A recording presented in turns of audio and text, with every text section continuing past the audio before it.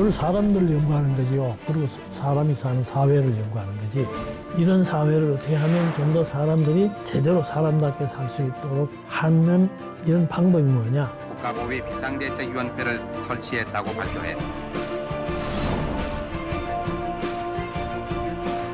그럼 그 사회가 왜 그렇게 됐느냐? 그 좀 설명을 할 필요가 있어요.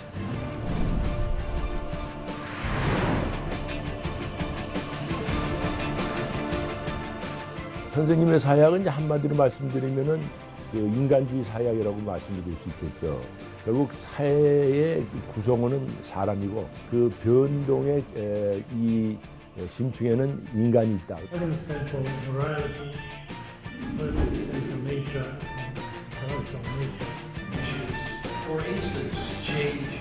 내가 왜 이거 하느냐 하는 질문을 항상 할 수 있을 거 아니겠어요. 내가 이 공부를 해서 어떻게 우리 사회를 조금 더 발전시킬 수 있는 그러한 계기에 내가 공헌을 할 수 있느냐 없느냐 그 생각을 늘 하는 거죠.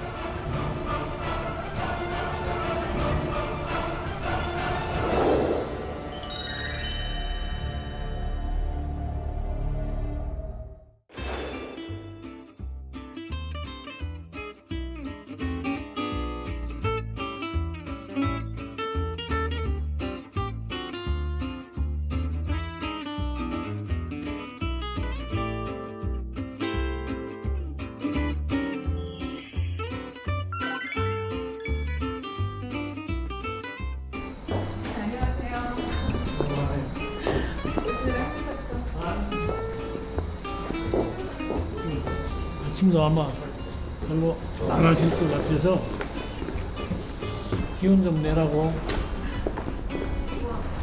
항상 한잔 몇 그릇 빼놓고.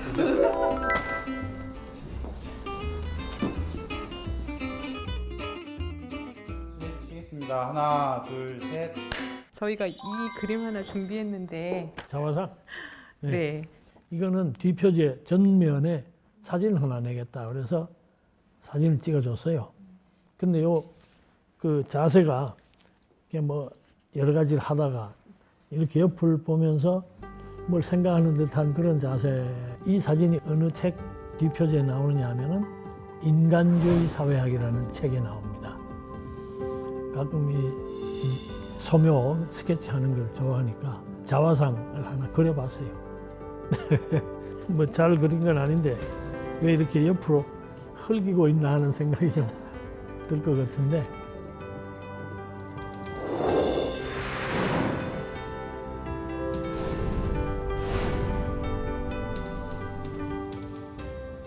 사회가 막 변한단 말이에요. 정신없이 변해요. 우리 여기 적응하기가 참 힘들 때가 많아요. 도대체 어떻게 된 거냐, 이거 어떻게 살아야 하느냐. 사람들이 이렇게 쉽게 판단하기가 만만치 않습니다. 그런 건 설명을 해줄 사람이 필요해요. 그건 우리가 설명을 해줍니다. 사회는 이렇게 변했고 왜 변했고 이렇게 변해가니까 앞으로 이런 사회에 살려면 이런 식으로 적응을 하기 위해서는 이런 것이 필요하다는 얘기를 우리가 해드리는 거예요. 그게 사회학입니다. 뭐 그런 예언자나 이런 사람이 아닌데 사회학자가 미래를 예견할 수 있다는 말씀이세요? 대체로 관찰을 해보면은 특히 이 자연과학에서는 Y가 한번 일어난 조건이 X라고 그러면 이러이러한 상황에서 X가 Y를 일으켰다. 그러면 이 다음부터는 X만 집어넣으면 Y가 일어난다는 걸 알 수 있단 말이에요. 예측이 가능해요. 왜 예측하느냐. 그래야만 앞으로 일어나기 전에 그런 일이 일어나도록 하든지 못 일어나도록 하든지 하는 이 인간의 통제력이 생기잖아요. 제어를 할 수 있다고. 그리고 준비를 할 수 있고. 근데 세상이 반드시 그렇게 안 될 수는 있죠. 그래도 안 하는 것보다는 낫다 이 말이에요.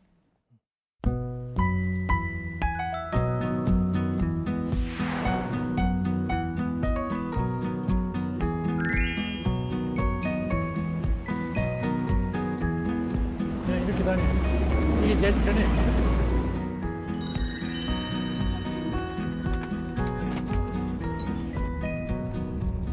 BTS. 우리 방탄소년 표지에 기사가 났어요. 좀 읽어봐야지. 이건 정말 놀라운 일이에요. BTS가 그냥 방탄소년 그런 줄 알았더니 Beyond the Scene이라고 그렇게 영어로 이름이 있네. 그게 줄여서 BTS. 무대에 나타나는 거 그 이상이다.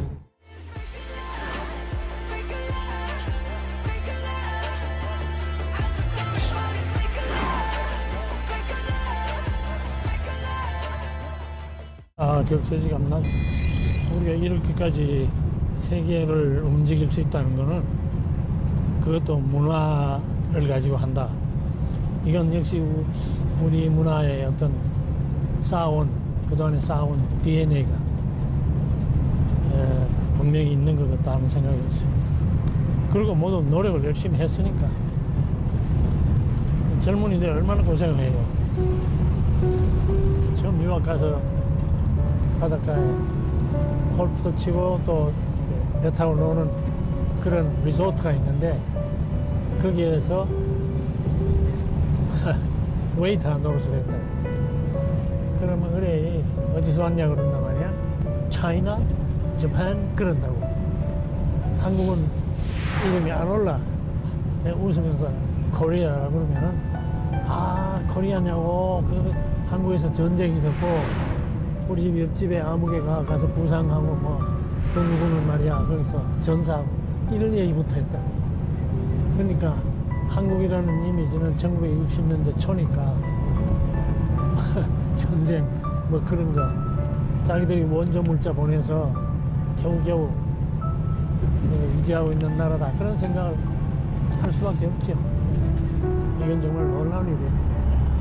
우리가 좀 다른 면에서도 특히 정치권이 좀 더 분발해서 이 방탄소년 같은 지위에 오를 때까지 열심히 좀 우리 사회의 품격을 높여야죠.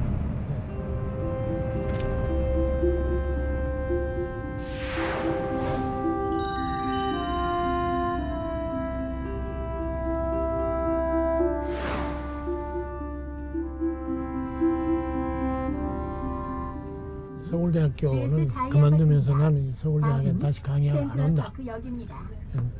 이제 후학들이 다 알아서 좋은 강의도 하고 교육을 잘하라. 그 대신에 이제 내가 다른 학교 내가 만나지 못한 데 가서 계속할 수 있으면 하겠다.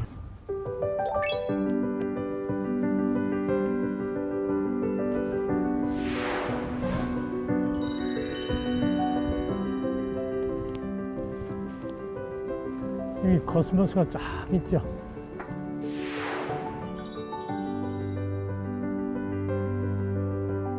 What's ratio? Ratio means in 1 year you have 100 marriages, all right? First, exploit the Korean economy and in order to sell their industrial products in the colony. They will collect rice and other grains from the farm and such. You can persuade me to give you the favor.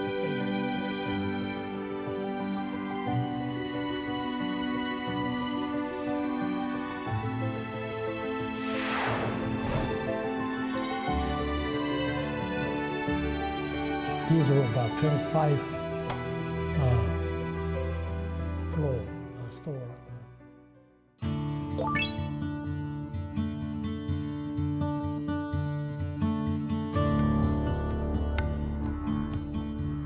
이게 내가 쓰던 방인데 안 계시네.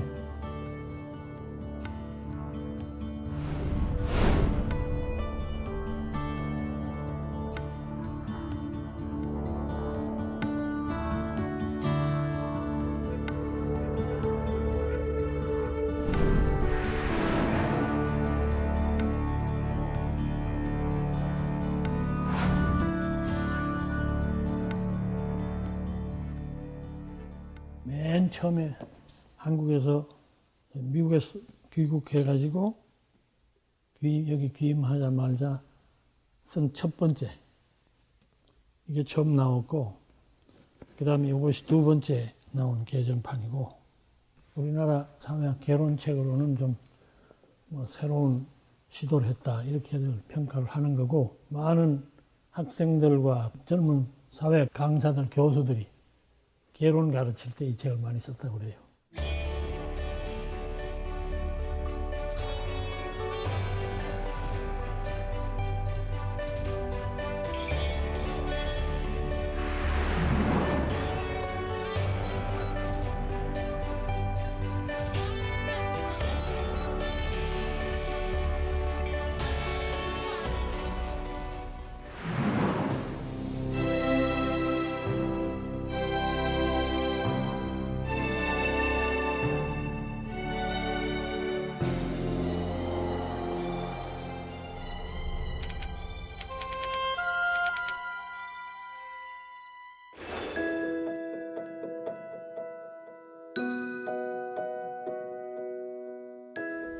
귀여운 소년이 이렇게 있는데. 아, 이거 참.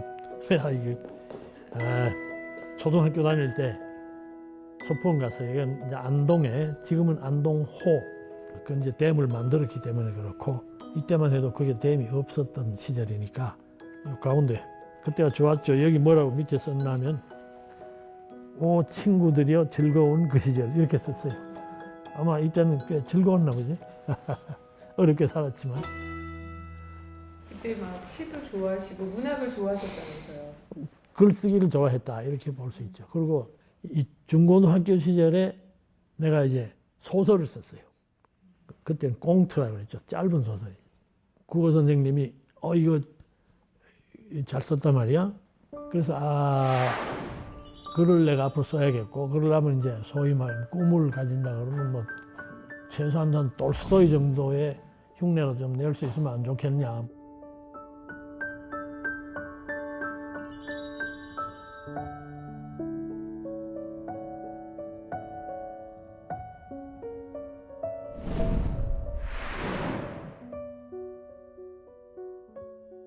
이 서울대학교 물리과대학 정치학과를 나온 선생님이 그때 피난을 와서 우리 영어를 가르치신 분이 있어요. 이분이 나중에 우리나라의 정치학에 아주 중요한 공헌을 하시고 얼마 전에 세상을 떠나셨는데 앞으로 만약 계속 작가가 된다는 꿈을 가지고 있으면은 글 쓰는 사람은 세상을 좀 더 넓게 그리고 깊이 좀 아는 것이 필요하다. 그러려면 무슨 공부가 좋겠냐? 사회학이라는 게 있다.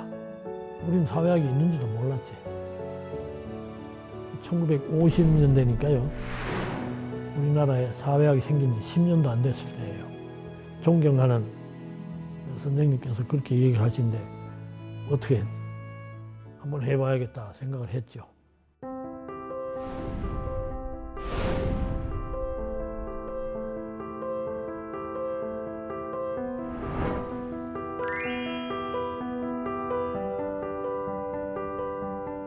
이제 우리가 전쟁을 막 겪은 직후입니다.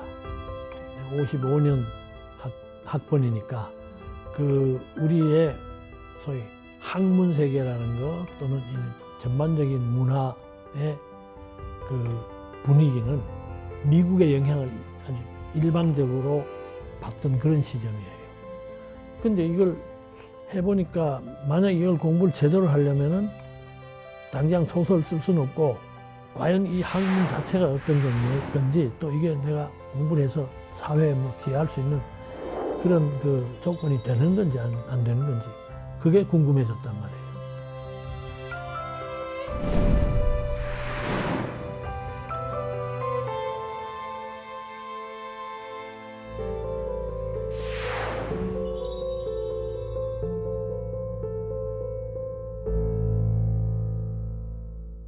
당시 미국 사회학이 세계를 주도하고 있었던 시기니까 그 사회학에 접촉을 한 거예요. 그럼 그 사회학이 어떤 사회학이냐? 뭐 한마디로 말하면 이 사람들한테 무슨 질문도 하고 뭐 이렇게 현지에 가서 관찰도 하고 하는 그런 조사라는 게 있잖아요. 그 실제 자료를 모아가지고 사회란 건 이런 거다 하는 그런 이론을 만들어가는 이런 식의 그 사회학이었단 말이에요. 그 전까지는 독일이 그 사회학을 주도를 했어요. 그럼 독일 사람들은 철학적으로 좀 생각하잖아요. 네. 그게 좀 다릅니다. 관념주의의 배경을 가지고 있고. 칸트니 헤겔이나 하는 사람들 전부 그 상당히 주상적인 얘기를 하는 그런 사람들의 영향을 받았어요. 이 사회학이 독일서부터 2차 대전이 끝나고 막그 히틀러 밑에서 핍박받은 학자들이 전부 미국으로 이주를 해버렸어요. 그럼 이 사람들이 이제 미국 와서 새로 시작을 하는데 미국이라는 사회가 가지고 있는 아주 독특한 특징이 하나 있어요. 그 하나는 실용주의라는 거 있잖아요. 뭐든지 이게 어떤 실제적인 목표가 있고 그걸 위해서 이제 사람들이 생활도 하고 공부도 하고 뭐 이런 게 실용주의라는 게 있고 그런 걸 하려면은 세상을 있는 그대로 좀 제대로 볼 수 있어야 한다 이거야. 내가 뭐라고 이 이론을 만들어서 얘기했는데 실제 그런지 안 그런지 어떻게 아느냐 말이야. 증거를 좀 대봐라. 이게 실증주의거든.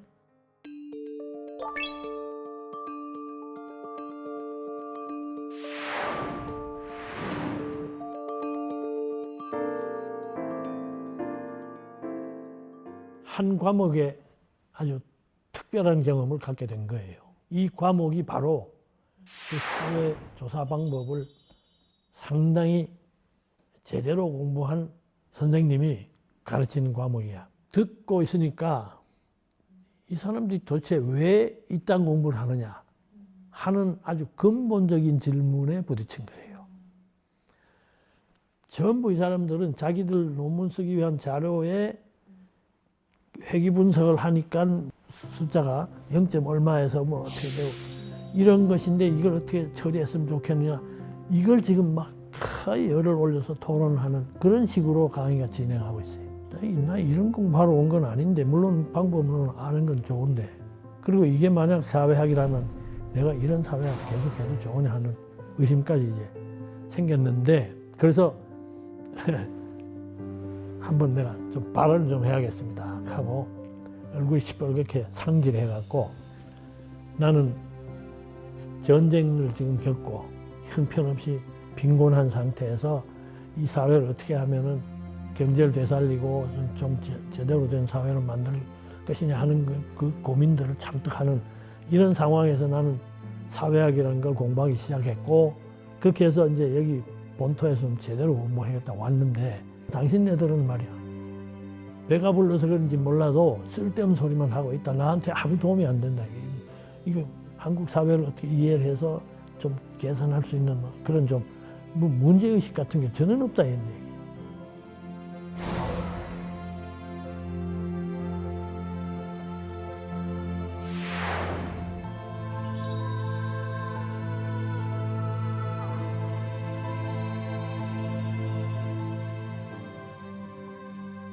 한마디로 뭐냐면은 당시의 미국 사회를 지배하던 그 통계식 방법론을 이런 식으로 사회를 봐서는 안 된다. 사회는 갈등을 하고 있고 갈등의 원인을 찾아야 하고 갈등 해소를 위한 처방을 마련해야 하고 이런 걸 하라는 거죠. 그래서 상상력을 발휘해서 사회를 이렇게 봐라. 아 이게 사회학적 상상력이라는 거는 이런 숫자 노름이나 하고 있는 것은 아니다 하는 걸 깨닫게 된 거죠.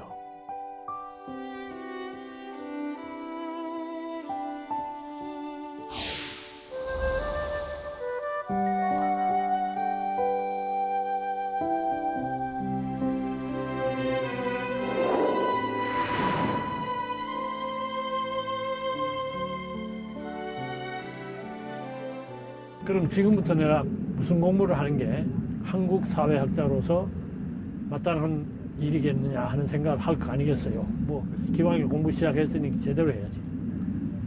그런데 머리에 딱 떠오르는 게 하면 유교.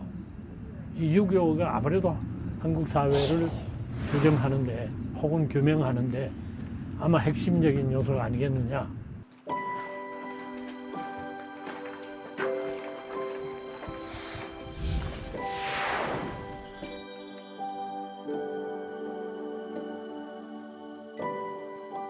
예, 그때 처음 이제 미국 갔다가 와서 이제 연구를 시작했는데 그때 와서 여기서 신제를 많이 찍고 왔어요. 제가 그때 31살이거든요. 김 교수님은 아마 27쯤 됐을 거예요. 맞습니다. 그렇죠? 정확하게 기억하셔. 그리고 같이 가서 오늘 또저 내서 못 가고 이러고 있습니다. 안 힘드시네. 이 전당에서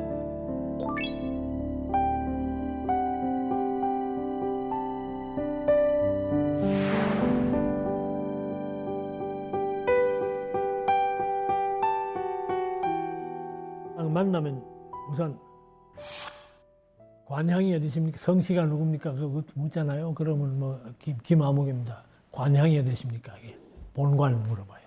아 그럼 무슨 파십니까? 이거부터 따져요. 그런 거 이제 우선 다 하고 나서 그 다음에 이제 뭐 질문하는데 교수라는 사람이 시골에 와서 노인네들한테 뭘 자꾸 물어보는 경험이 저는 없는 상황에서 한 겁니다.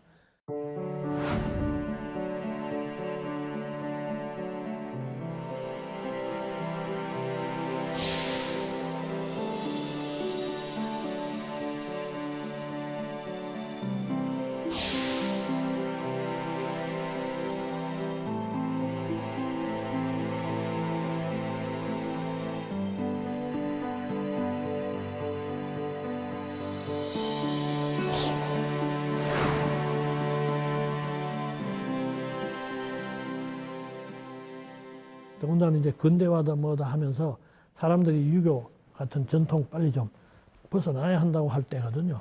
그런 시점인데 나는 무장학적 유교 버려라. 그건 또 문제가 있다. 왜냐하면 우리가 그동안에 수백 년 그렇게 살아왔는데 그 하루아침에 버려지는 거 아니다 이 말이에요. 그리고 그것이 과연 우리가 발전하는데 장애만 되는 건지 아닌지 그것도 알아봐야 될 거 아니냐.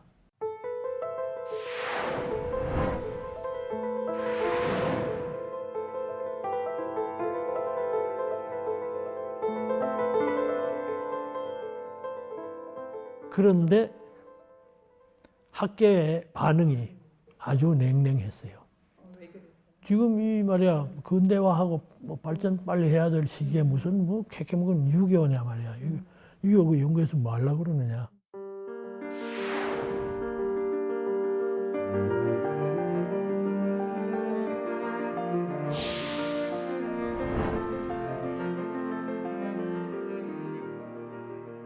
그 시절이 또 미국 사회학을 중심으로 해서 지성계가 제3세계의 근대화와 발전 이 문제를 가지고 활발하게 이제 논의도 시작했고 그게 60년대라고. 아 그러면 우리나라가 이제 앞으로 발전하려면 바로 이런 공부를 하는 게 옳다. 그래서 이제 그때부터 그 근대화 발전 이 주제를 이제 다루게 됩니다. 그걸 지금 평생 동안 하고 있어요. 1963년 12월 17일 군정이 끝나고 제3공화국 정부가 들어섰다. 제5대 대통령에 취임한 박정희 대통령은 침체와 우울, 혼돈과 방황에서 결연히 벗어나 생각하는 국민, 일하는 국민, 협조하는 국민으로 재기하자면서 자기들 말로는 혁명을 한다고 그래가지고 이제 군사 정변을 일으켰는데 자기들이 불법적으로 정권을 장악했으니까 이걸 정당화하기 위한 프로그램이 필요했던 거예요. 그것의 제1차적인 목표가 어떻게든지 우리가 가난을 좀 벗어나야 합니다. 경제제일주의라는 그 경제제일주의라고 하는 그것이 가지고 있는 함정이 뭐냐. 경제제일주의해서 개발하려면은 수출 주도 경제 이걸 이제 내세운 겁니다. 그 공업화를 해야 돼. 그 사람들이 얘기한 게 뭐냐면 사회 개발은 경제 개발의 종속적이고 부수적인 하나의 프로그램이다 이게. 아니다 나는 사회 개발은 그게 사회 발전이 목적이고 경제 개발은 수단이다. 이게 전도돼 있다. 이런 이야기를 하기 시작한 거예요. 마침내 세계에서 가장 주목받는 신흥 공업 국가로 발돋움하게 됐다. 77년에는 개구리, 돼지털, 실뱀장어까지 해외 시장에 내다 팔아 대망의 100억 불 수출 신화를 창조했고 숫자 노름으로 가고 있다 이 말이에요. 그럼 여기는 사람이 없어요. 숫자만 왔다 갔다 하고 있지. 그런데 우연히 인간주의 사회학이라고 하는 이제 저서를 이제 대하게 됩니다.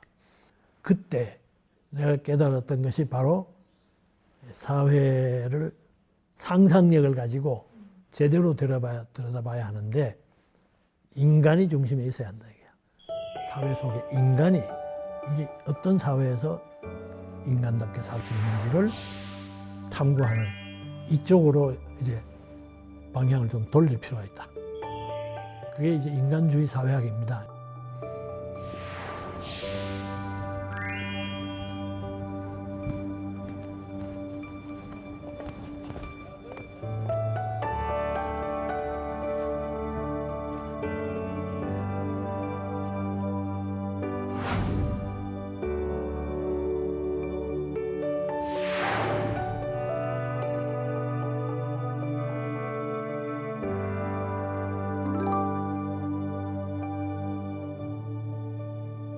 제도라는 것 속에서 살고 있어요. 근데 이것이 인간을 속박을 한다는 얘기야. 인간을 도와줘야 하는 것들인데 사람들이 더 잘 살 수 있도록 사람답게 삶을 영위할 수 있도록 도와주는 제도를 만들려고 했는데 해놓고 보면은 제도 움직이는 친구들이 그 제도에 매여가지고 사람을 자꾸 놓치고 있단 말이에요. 그러면 그 구조 속에서 사람이 과연 사람답게 살 수 있는 조건이 이 구조 속에 있느냐 없느냐 이걸 제대로 봐야 한다 하는 것이 인간주의 사회학의 요점이에요. 사람이 중심에 가 있는 거예요. 그때 좀 언론에도 이렇게 좀 나가고 하니까 그 뒤부터 김아묵의 사회학 교수 그러면은 인간주의 사회학을 많이들 떠올리는 게 지금도 그래요.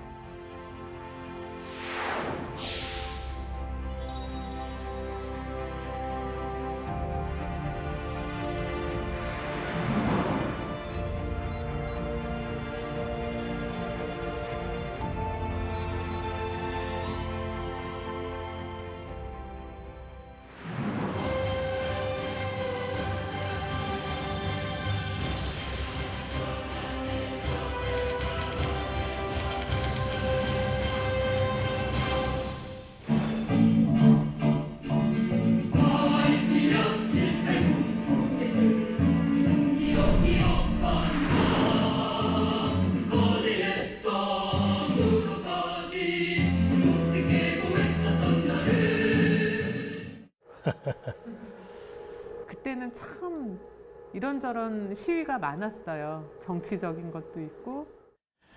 1987년 6월에 나는 독일에 있었어요. 뉴스가 떴다 하면은 한국 뉴스는 맨 저거예요. 시위하는 거.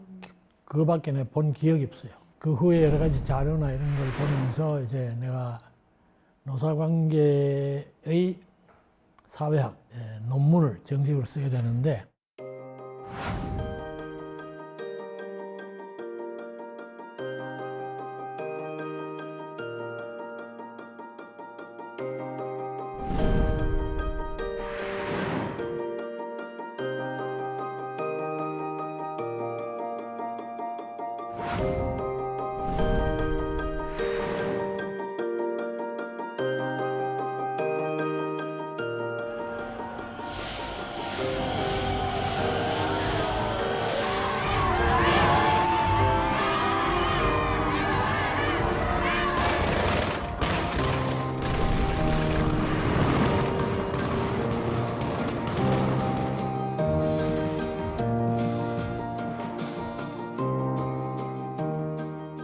그걸 설명하기 위해서 이제 내가 도입한 설명의 틀 속에는 어떤 단어들이 나오느냐 하면은 기싸움.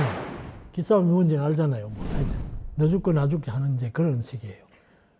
그럼 한번 일어났으면 앉아서 그 다음에 문제가 뭔지 좀 협의도 하고 대화도 하고 하다가 좀 심하면은 서로 욕도 하겠지만은 대화를 안 해요. 그냥 우선 행동부터 하고 그 다음에는 과격해집니다. 이런 현상은 이건 기싸움 현상이에요. 그걸 그렇게밖에 설명이 안 돼요. 다른 외국의 어떤 이론 갖고도 그렇게 설명이 안 됩니다. 날치기 통과된 노동학법, 방기부법의 전면 무효화와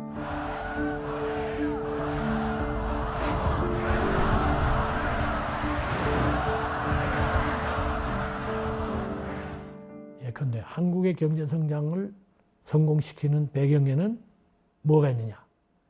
그게 이제 경제학적인 설명이 있죠. 그거 제쳐놓고 그런 정책을 가지고 한 사람들의 마음속에는 뭐가 있었고 거기에 참여한 국민의 마음속에는 뭐가 있었고 이걸 봐야 될 거 아니냐. 한이 나옵니다. 한. 우리나라 사람들이 한풀이를 했다. 그리고 그동안에 쌓았던 한이 만들어낸 에너지, 기를 확 쏟아냈다. 그래서 내가 쓴 그 칼럼집 책 이름이 다시 한번 기를 살려서 하자. 우리는 이 한을 품었던 것을 기로 풀어내면서 에너지를 긍정적인 방향으로 갔기 때문에 이게 가능했고, 만약에 이걸 부정적으로 갔으면 엉망이 되는 거지. 갈등하고 한풀이 한다고 그러고 복수하고 이럴 텐데.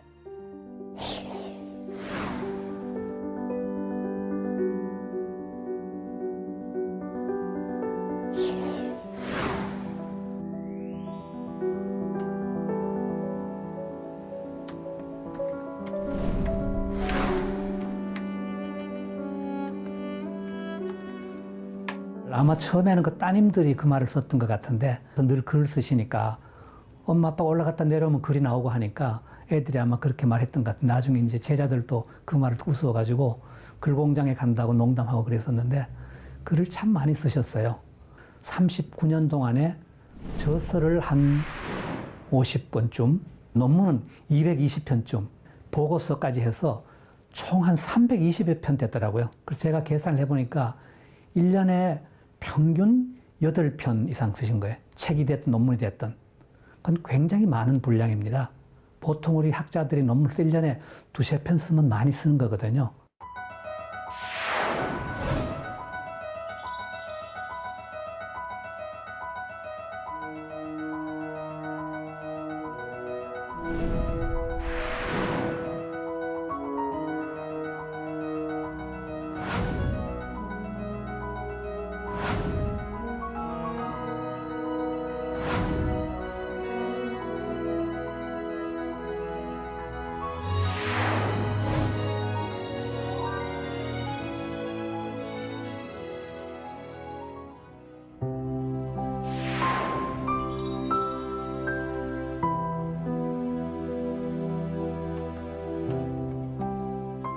혹은 어떤 이제 교수 친구들이나 또는 학생들 중에 와서 왜 같이 우리하고 안 합니까? 그러니까 내가 글 쓴 거하고 행동이 좀 안 맞는다.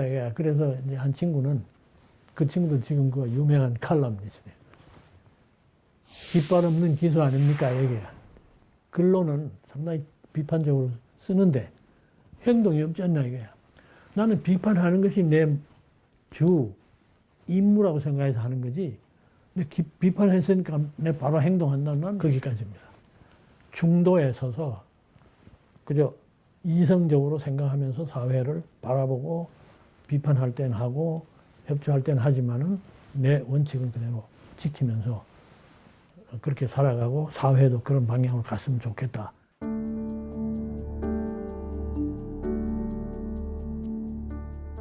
생각을 해야죠. 바로 나올 수는 없지. 책도 많이 읽어야 하고 생각을 해야죠.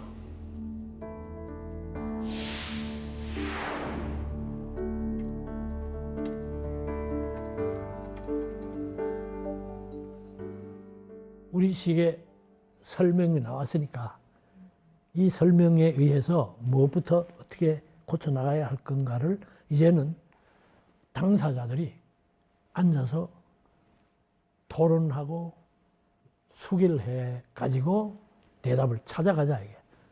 그렇게 하고 그 대답이 나오면 그대로 실천하려고 하는 노력이 필요해요. 중요한 건 뭐냐면 국민적 합의다. 이런 문제 해결 위해서 뭐가 필요하냐? 그저 어떻게든지 만나서 얘기를 해라. 얘기를 하고 설득을 하고 중간에 뭐 싸움도 하겠지만은 그 과정을 오래 걸리더라도 해야 한다. 이거 좀 늦춰야 합니다. 그리고 민주주의라는 건 본래 느린 제도입니다. 시간이 걸리는 제도예요.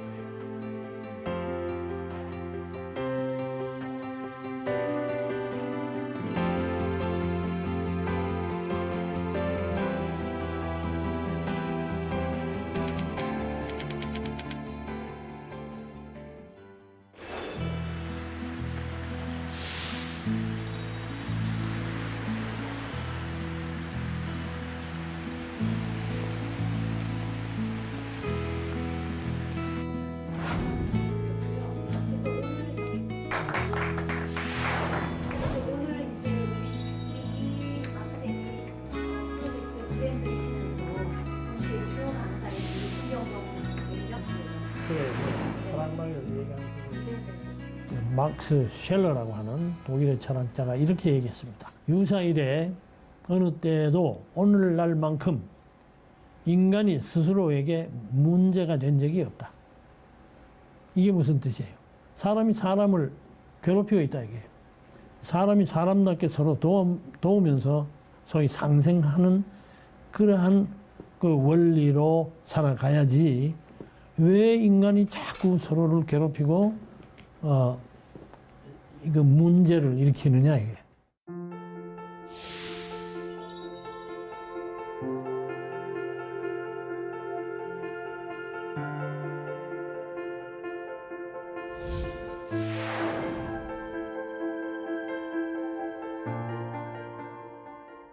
우리나라에서는 그걸 자원봉사라고 번역을 했지만은 발런티어링이라고 하는 거는 결국 자발적으로 누가 시켜서 강제적으로 하는 것도 아니고 또는 무슨 보상을 받으면서 하는 것도 아니고 자기가 원해서 사회가 필요로 하는데 가서 자기 시간과 정력과 혹은 자기가 가진 재능을 투입을 해서 사회 여러 사람들에게 도움을 주고자 한다. 그런 뜻으로 이제 자원봉사라고 얘기하는데 그 자발적이라는 말이 바로 그 기초가 되는 거죠.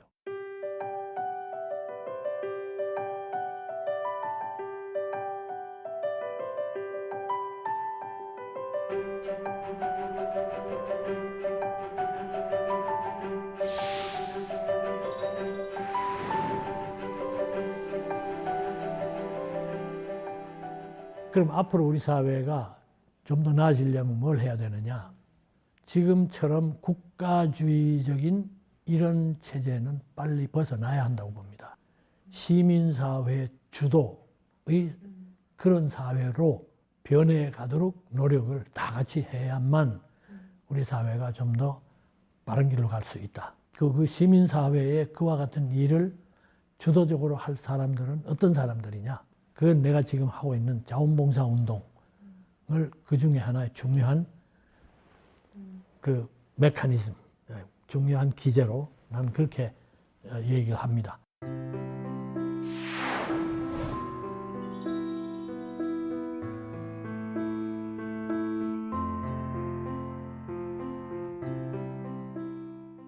정부의 현직에는 참여는 안 하셨습니다.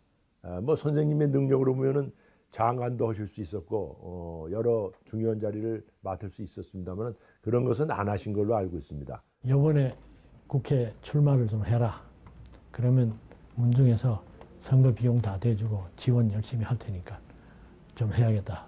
당신 같은 사람이 좀 정치에 나와야 되겠다. 했어요. 난 한마디로 감사합니다. 저는 안 할랍니다. 내가 좋아하는 거, 내가 잘하는 거 이거를 제대로 해서 사회에 공헌하는 게 내 삶의 철학이기 때문에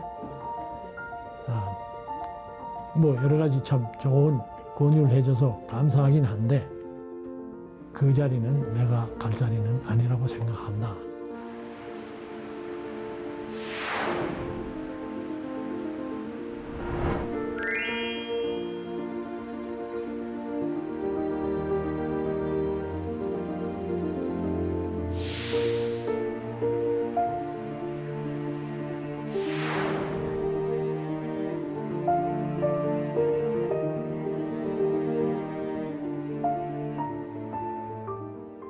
김경동 위원장님을 모시고 강연을 듣도록 하겠습니다. 큰 박수 부탁드립니다. 우리 젊은 세대 이런 자리가 참으로 감격스럽다 그런 생각을 합니다. 국회의원도 계시고 뭐 여러 의원들 계시죠. 월급 받지 마세요. 자기 직업하면서 자전거 타고 다녀도 좋습니다. 나는 전철 타고 다니는데 특권을 내려놓고 희생적으로 해야만 이 정치가 제대로 됩니다. 네, 여러분한테 내가 이 얘기 꼭 하고 싶어요. 특권을 내려놓으세요. 희생한다는 의미에서 봉사. 교수님, 그거는 이상적인 해결 방안이 아닐까 하는 생각이. 우리는 이상적인 이야기를 아무도 안 하면 어떻게 될 것 같아요? 인류의 역사는 문명의 역사예요. 문명이란 건 뭐냐면 우리가 생각을 해서 생각을 서로 나누고 그 생각을 가지고 뭐 새로운 문화를 만들어가고, 그렇다면 뭐 잘못됐다고 하는 인식이 있으면 바꿀 수 있어요. 바꾸는 능력을 우리가 가지고 있습니다.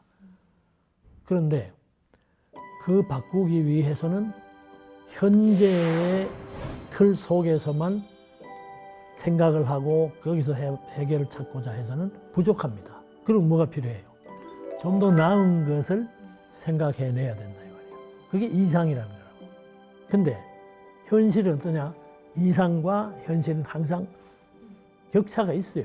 있게 마련이에요. 지금 여기가 잘 안 되니까 이상한 얘기를 하고 있고, 이상이 또 현실에서는 조금 다가가기 어렵기 때문에 이상으로 남아있고, 현실이 못 따라가네요. 네. 그건 사실입니다. 그걸 우리가 인정을 하지만 이상 자체를 없애면 여기에는 아무 변화가 없어요. 우리 같은 지식인이 하는 일은 그 이상을 찾아가고 이상을 사람들에게 알려주고 그 이상을 가지고 좀 설득을 해보려고 그러고 그걸 한번 같이 해봅시다. 이 얘기를 하는 사람들이거든. 희생한다는 의미에서 봉사, 이게 맞습니다. 왜냐? 민이 주인입니다. 여러분은 민이 낸 세금에서 급여를 받고 일하는 사람들이에요. 지배하는 사람들 아닙니다. 이게 본래입니다. 이게 민본이고.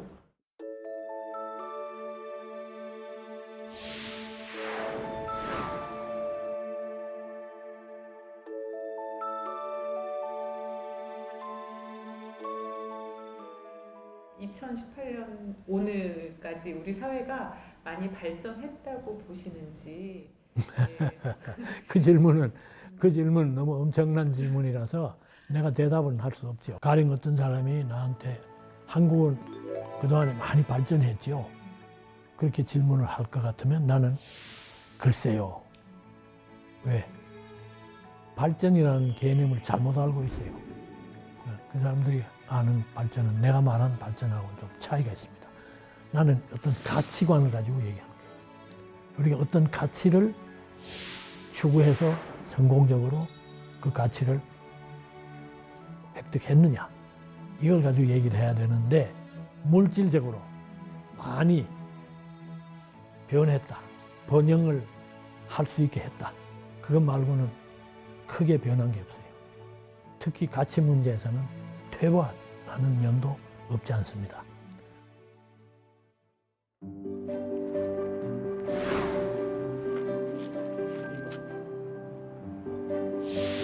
벼롱놈, 대기록. 창문 이렇게 내다보면은 바로 요 앞에 산에 가까운 여기가 하나 정도 흔들릴 거 아니에요. 그럼 꼭 우리하고 얘기하자고 인사하는 거죠. 그래서 얼마나 우리를 즐겁게 해주는지 몰라요. 자, 여기 요것들이 한창 피었을 때